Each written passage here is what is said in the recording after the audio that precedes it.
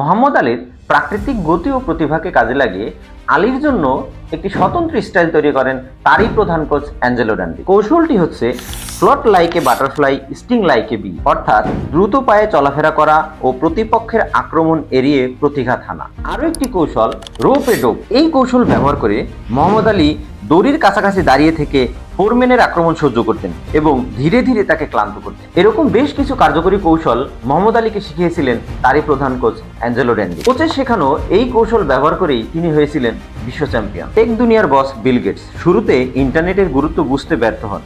তিনি শুরুতে সফটওয়্যার ব্যবসায় মনোযোগ দেন এবং এটাই যথেষ্ট মনে করেন। এই কারণে মাইক্রোসফট শুরুতে ইন্টারনেট ব্রাউজার এবং অনলাইন সার্ভিসে বিনিয়োগ করেন, ফলে নেটস্ক্যাপ নেভিগেশন বাজার দখল করে নেয়। ঠিক এই সময় বিশ্ববিখ্যাত investor and businessman Warren Buffett Bill গেটসকে পরামর্শ দেন শুধুমাত্র বড় কোম্পানির দিকে না তাকিয়ে ছোট প্রতিযোগীদেরও মাথায় রাখতে হবে, কারণ তারাও যে কোনো সময় ছাড়িয়ে যেতে পারে। এভাবে ওয়ারেন বাফেট বিল গেটসকে বিভিন্ন সময় বিভিন্নভাবে মেন্টরিং করেন। শুধু স্পোর্টস বা বিজনেস না, বিভিন্ন ক্ষেত্রে যারাই সফল হয়েছেন তাদের প্রত্যেকের জীবন পর্যালোচনা করলে দেখা যাবে যে সবার পেছনেই ছিল মেন্টর বা কোচ। সেটা হতে পারে বাবা মা, ভাই বোন অথবা অভিজ্ঞ কোনো ব্যক্তি।